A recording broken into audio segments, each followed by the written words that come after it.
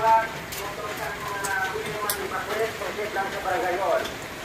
hari kami handa sa pag-ulit sa inyo. Maraming salamat. Pinahan nyo po ng barangay. Hello guys. Evacuation na.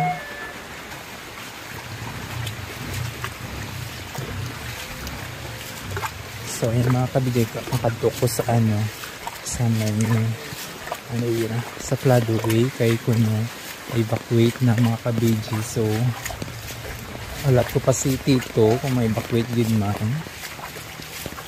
So ito kami guys.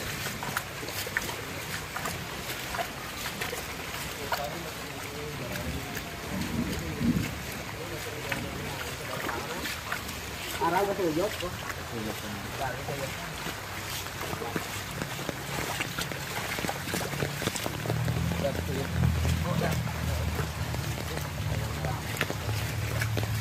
So, ayan na, dito ko na sa so, nag-evacuate na evacuation center.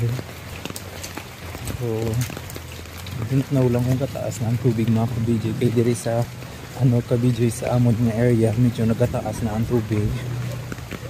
So ayaw kabalo kung ang sa ating floodway kung super taas na siya. So ito na guys, punta natin dito.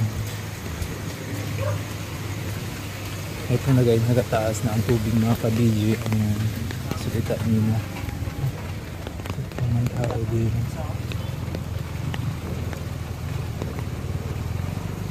So ayan na yung mga ka-BJ yung super taas na tubig.